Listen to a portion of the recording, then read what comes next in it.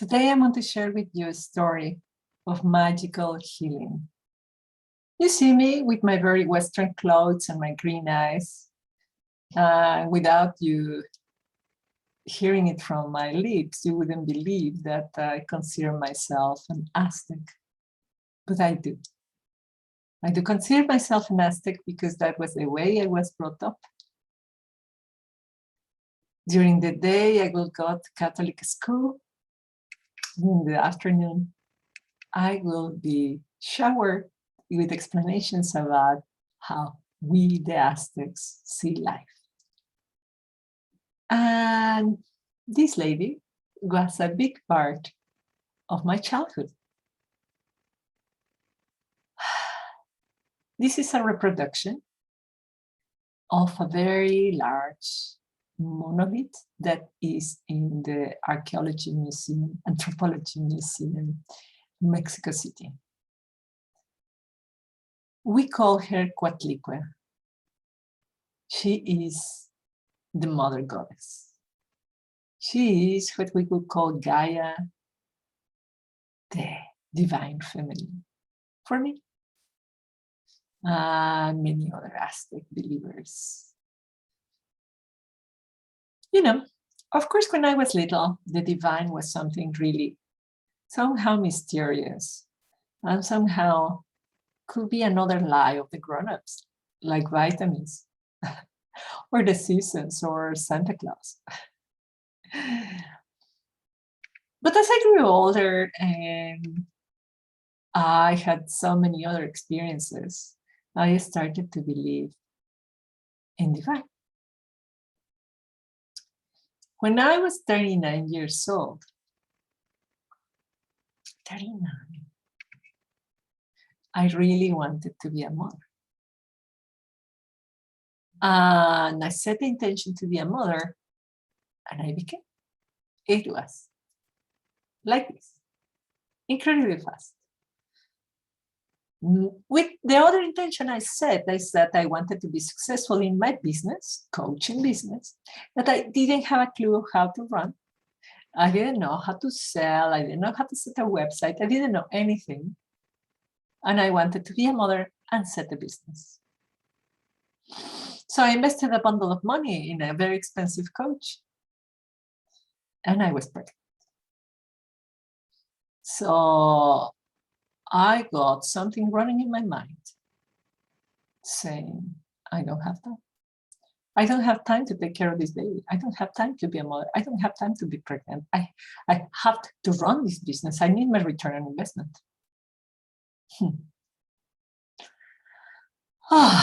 The universe delivered really quickly. I got a miscarriage very fast.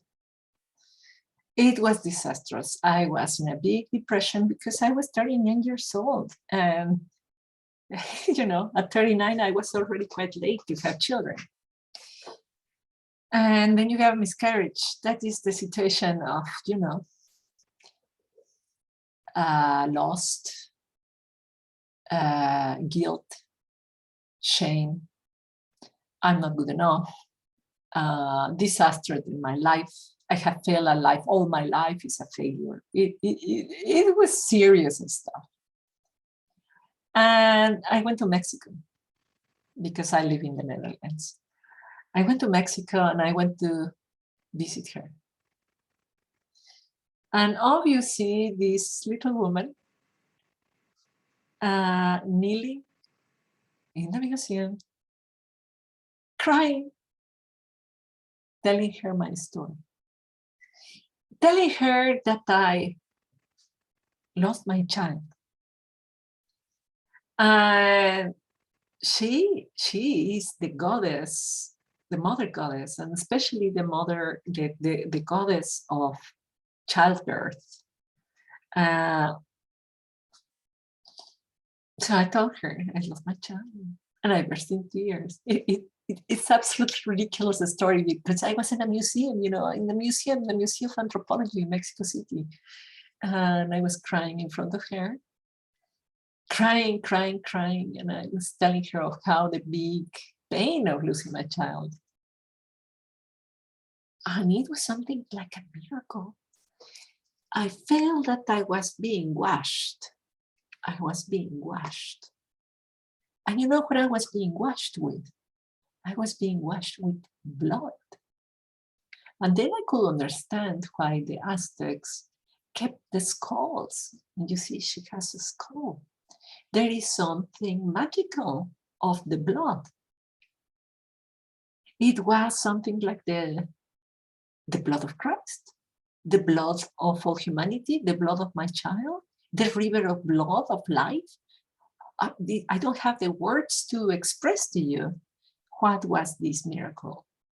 I just went to tell her how sad I was and how much I was grieving for the passing of my baby. So I cried as my tears came out of my eyes. I was being washed with all this blood. It was a vision. Okay, it's a vision. Didn't happen real blood, but I had all the sensation that it was real. And I told her, I want a child, please give me a child. And you know what is the hilarious side of this story is that she's an Aztec goddess. She speaks Nahuatl, or does she?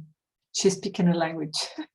She answered to me in English and she said, it's done. Laconic, and as you can imagine her, no nonsense. It's done.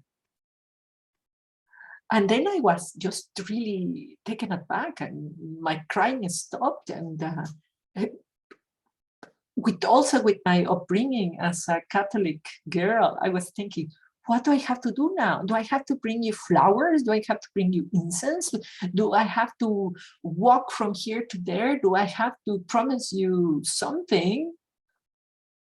Because you're going to give me a child and you tell me that it's done? And this is the thing that, oh God, I don't know. It's a miraculous story that I don't know which is the highlight. She told me, well, what are you going to give me, lady? Come on. I'm the owner of everything. I own all the mountains, all the gold, all the silver, all the flowers. I own everything. Okay. So I gathered that my work to be grateful to her was to be a good mother, really. Don't ask me when I got pregnant. I got pregnant, like, I guess, was I pregnant already that day? I don't know. I was pregnant so quickly. So quickly. My baby is now 10 years old. In a few months, he will be 11. Very healthy, born in this very room, in water, without anesthetics, at home, with a beautiful midwife who said so beautiful. The midwife said something fantastic. She says, the head of your baby is small, so it will be born really easily. After she says that, the child was born. It was an absolutely fantastic birth. But of course, that's another story that I can share with you and give you the resources of how you could do it as well. But I want to leave it in this story of the miracle of Coatlicue. And I want to guide you to look into your own culture, ancestral culture, and look for the divine feminine.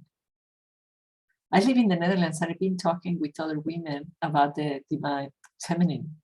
And they have told me about Nyalenia. I go and talk with the Greek ones and they told me about their goddesses. I talked to the Brazilians, they told me about the god of the sea. And what we all have is the same representation, is the same idea of the flow of water. Water, it could be blood, it could be rainwater, it could be seawater, it could be their breast milk. It's just everything about flow. And I invite you to connect with her, investigate, research, go and Google, investigate the divine feminine. The divine feminine, what is that? Connect with that and see and feel it. It doesn't matter how far away you are from your culture. Like I live kilometers away from Mexico. Like how many mixed relationships must have been for me to have this fair skin and green eyes and not the bronze color skin. There were English in my family, there were Spanish in my family, but still she is my mother. Go back and reconnect with this divine feminine. You're going to be shocked about the wonders and the blessings of the divine feminine. Reconnect. Find the flow again. Not necessarily for you to have the baby, but to reconnect with your true identity of love, of nourishment, of life. I hope it inspired you, this story. I'll be delighted to hear questions from you about her, about Mexico, about the Aztecs. I'll be delighted to share with you as much as I know, as much as I have experienced,